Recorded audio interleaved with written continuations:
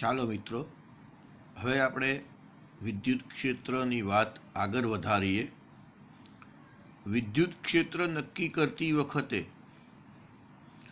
જુદા જુદા બિંદુઓ પાસે મૂકવામાં આવતા પરીક્ષણ વિદ્યુત ભાર Q0 ની અસરને કારણે મૂળ વિદ્યુતભાર તંત્રમાં કોઈ ફેરફાર થવો જોઈએ નહીં, અને આ માટે પરીક્ષણ વિદ્યુતભાર શક્ય તેટલો નાનો હોવો જોઈએ. Q0 ટેન્ડ્સ ટુ 0 એકદમ સૂક્ષ્મ હોવો જોઈએ, અને એટલે E equal to limit Q0 tends to 0 સદિશ F ભાગ્યા Q0 થાય. બીજો મુદ્દો, વિદ્યુત ક્ષેત્ર RXYZ પર મૂકેલ એકમ ધન વિદ્યુત ભાર. વિદ્યુત ક્ષેત્ર RXYZ પર મૂકેલ એકમ ધન વિદ્યુત ભાર પરનું બળ દર્શાવે છે. એક વખત વિદ્યુત ક્ષેત્ર નક્કી થઈ જાય તે પછી શાના લીધે ઉદ્ભવે છે તેની ચિંતા કરવાની રહેતી નથી. આપેલ વિદ્યુત ક્ષેત્ર Q, આપેલ વિદ્યુત ક્ષેત્રમાં Q વિદ્યુત ભાર મૂકતા તેના પર લાગતું બળ FR બરાબર Q ઇન્ટુ ER, એટલે કે F ઇક્વલ ટુ QE સદિશ F ઇક્વલ ટુ QE.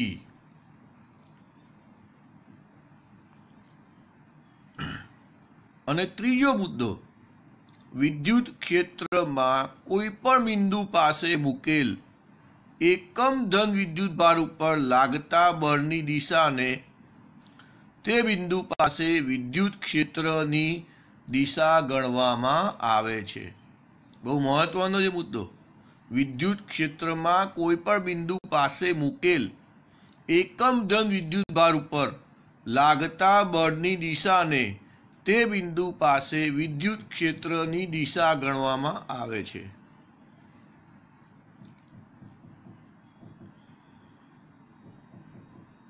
હવે અવકાશમાં ઘણા બધા વિદ્યુત ભારો હોય. આ વિદ્યુત ભારોના તંત્રને લીધે ઉદ્ભવતા વિદ્યુત ક્ષેત્ર જોઈએ તો આકૃતિમાં ઉગમ બિંદુ જે O, ઉગમ બિંદુ O ની સાપેક્ષ સ્થાન સદિશો R1, R2, Rn ધરાવતા Q1, Q2, Qn તંત્રનો વિચાર કરો. એકાકી વિદ્યુત ભારને લીધે અવકાશમાંના કોઈ બિંદુએ વિદ્યુત ક્ષેત્રની જેમ વિદ્યુત ભારો તંત્રને લીધે અવકાશમાંના બિંદુએ વિદ્યુત ક્ષેત્ર તે બિંદુએ મૂકેલા એકમ વિદ્યુત ભાર તે બિંદુએ મૂકેલા એકમ ધન પરીક્ષણ વિદ્યુત ભાર પર Q1, Q2, Qn ના સ્થાનોમાં ફેરફાર કર્યા સિવાય લાગતા બળ તરીકે વ્યાખ્યાયિત કરાય છે. વિદ્યુત ક્ષેત્ર મેળવવા માટે કુલમ્બનો નિયમ અને સંપાતપાળાના સિદ્ધાંતનો ઉપયોગ કરીશું.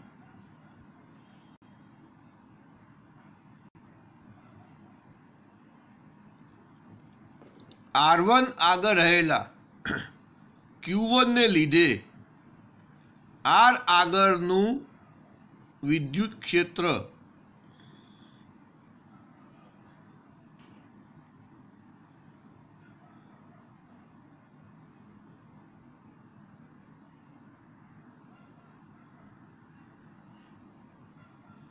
E1 equal to 1/4π/0 Q1 upon R1 P no square into એકમ સદિશ R1 P કેરેટ.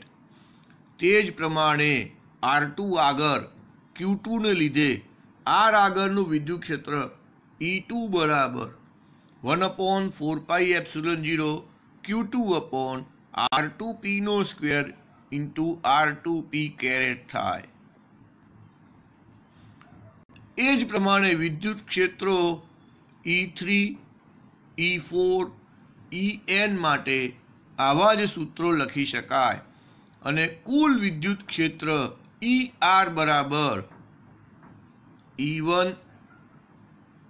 E2 અને En નો સરવાળો થાય। આ બધી કિંમતો મૂકી દઈએ આપણે તો કુલ વિદ્યુત ક્ષેત્ર સદિશ ER equal to 1/4 pi epsilon 0 Q1 upon R1P નો square into R1P caret plus 1/4 pi epsilon 0 Q2 R2P નો square into R2P caret plus 1/4 pi epsilon 0 Qn upon RNP નો સ્ક્વેર ઇન્ટુ RNP કેરેટ। અને આપણે કાલે શીખી ગયા એમ શોર્ટમાં સદિશ ER equal to 1/4 pi epsilon 0 equal to 1/4 pi epsilon 0 સિગ્મા I બરાબર 1 to n QI upon R1P નો સ્ક્વેર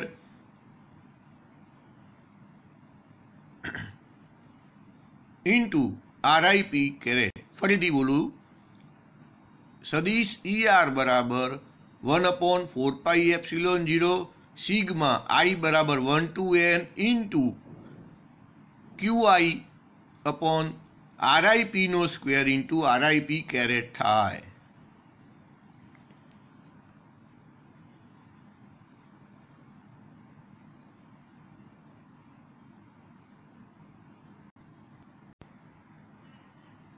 હવે વિદ્યુત ક્ષેત્ર રેખાઓ વિદ્યુત ભારથી ઉદ્ભવતા વિદ્યુત ક્ષેત્રનું ચિત્રાત્મક સ્વરૂપ એટલે વિદ્યુત ક્ષેત્ર રેખાઓ। માઇકલ ફેરેડે વિદ્યુત ક્ષેત્ર રેખાઓની કલ્પના કરી। એની વ્યાખ્યા જોઈએ। વિદ્યુત ક્ષેત્ર રેખા એ વિદ્યુત ક્ષેત્રમાં એવી રીતે દોરેલ વક્ર છે વિદ્યુત ક્ષેત્ર રેખા એ વિદ્યુત ક્ષેત્રમાં એવી રીતે દોરેલ વક્ર છે કે તેના કોઈ પણ બિંદુએ દોરેલ સ્પર્શક તે બિંદુ પાસે પરિણામી વિદ્યુત ક્ષેત્રની દિશામાં હોય।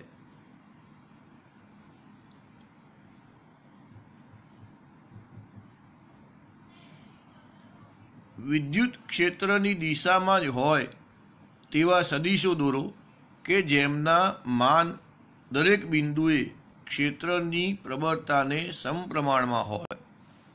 આપેલા બિંદુએ વિદ્યુત ક્ષેત્રનું માન વિદ્યુત ભારથી તે બિંદુના અંતરના વર્ગના વ્યસ્ત પ્રમાણમાં હોવાથી જેમ ઉદ્ગમથી દૂર જઈએ તેમ સદિશ નાના થતા જાય છે જે આકૃતિમાં દર્શાવેલું છે। આ આકૃતિની અંદર જેમ જેમ દૂર જઈએ છે તેમ આ સદિશો નાના થતા જાય છે। અહીંયા ધન વિદ્યુત ભાર બતાવ્યો છે બિંદુવત ધન વિદ્યુત ભાર છે। ધન વિદ્યુત ભાર હોય એટલે બહાર નીકળતી દિશામાં વિદ્યુત ક્ષેત્ર હોય। વિદ્યુત ક્ષેત્ર રેખા જે છે બહાર નીકળતી દિશામાં હોય અને જેમ ઉદ્ગમથી દૂર જઈએ તેમ આપણને સદિશો નાના નાના થતા જોવા મળે।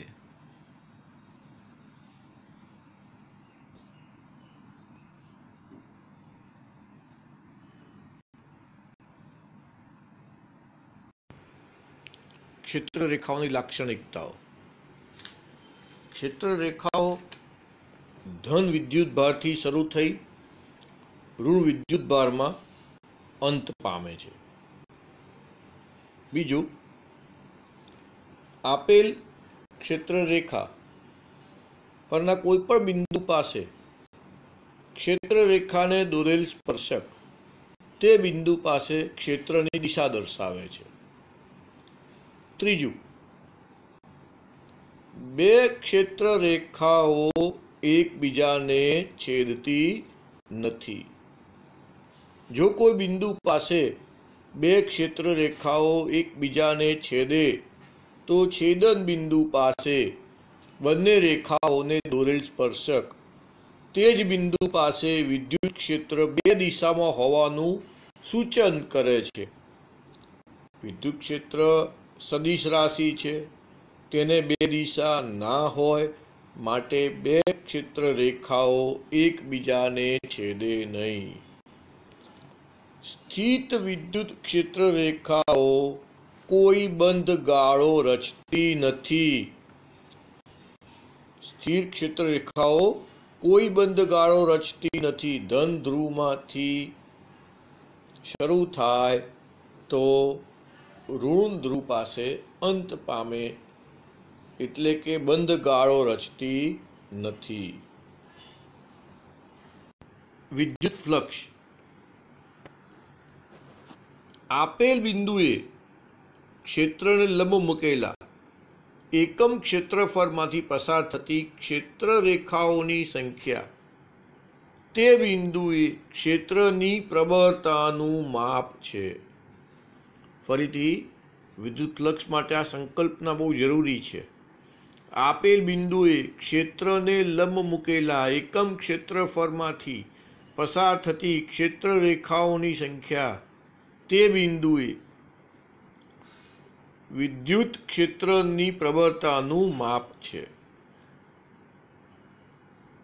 એનો અર્થ એ કે જો આપણે આપેલા બિંદુએ વિદ્યુત ક્ષેત્ર E ને લંબ એક ડેલ્ટા S ક્ષેત્રફળનો નાનો સમતલ ખંડ મૂકીએ તો તેમાંથી પસાર થતી ક્ષેત્ર રેખાઓની સંખ્યા E ઇન્ટુ ડેલ્ટા S ને સમપ્રમાણમાં હોય છે।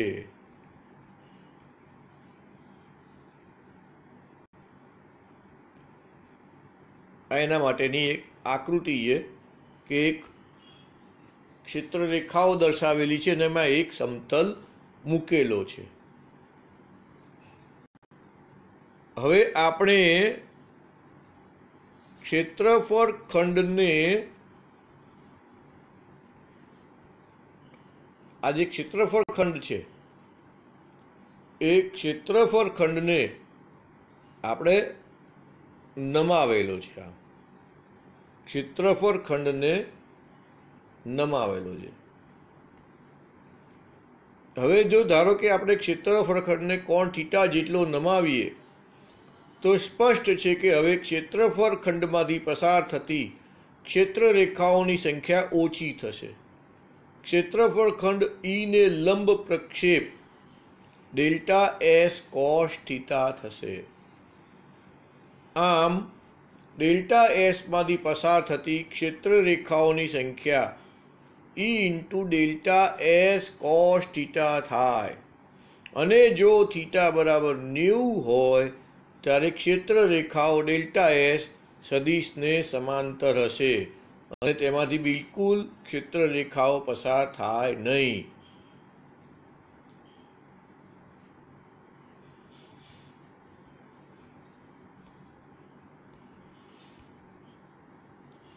હવે ક્ષેત્રફળ ખંડ ડેલ્ટા S માંથી પસાર થતા વિદ્યુત ફ્લક્સ ડેલ્ટા ફાઈ ને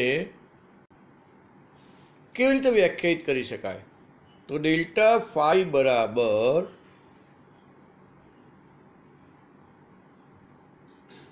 E સદિશ E ઇન્ટુ ડેલ્ટા S સદિશ E ડોટ ડેલ્ટા S સદિશ ડેલ્ટા S। ડેલ્ટા ફાઈ અદિશ છે, બે સદિશોનો અદિશ ગુણાકાર કરવાનો છે એટલે ડેલ્ટા ફાઈ ઇક્વલ ટુ સદિશ E ડોટ સદિશ ડેલ્ટા S।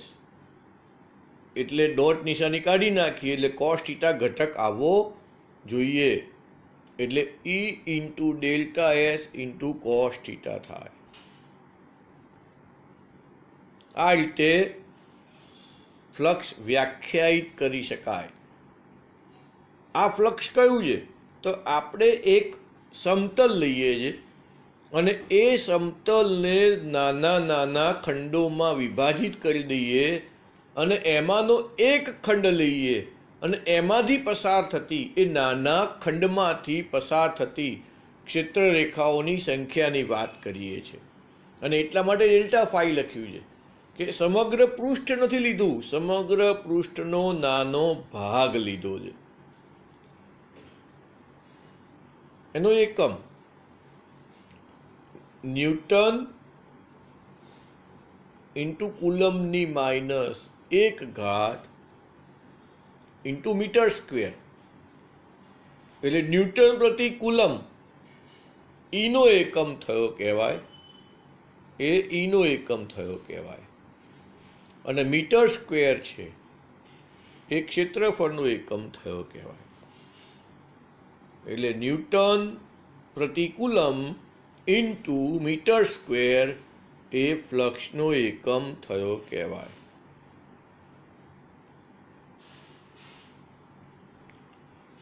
હમણાં જ કીધું એમ આપણે સપાટીને નાના ક્ષેત્રફળ ખંડમાં વિભાજિત કરવી છે.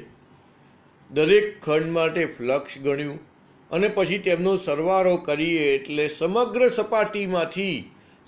સપાટી એસમાંથી કુલ ફ્લક્સ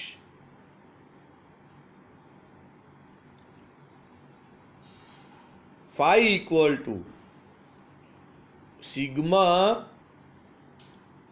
સદિશ ઈ ડોટ સદિશ ડેલ્ટા એસ થાય. હવે જો ડેલ્ટા એસ એ ટેન્ડ્સ ટુ 0 લેવામાં આવે, સૂક્ષ્મ લેવામાં આવે, આપણે જે નાના નાના ખંડોમાં વિભાજિત કર્યો છે, એક આખા પૃષ્ઠને નાના નાના ખંડમાં વિભાજિત કરેલો હોય અને આ નાનો ખંડ ખૂબ જ સૂક્ષ્મ લેવામાં આવે તો એ નાના ખંડને સદિશ તરીકે વર્ણવી શકાય.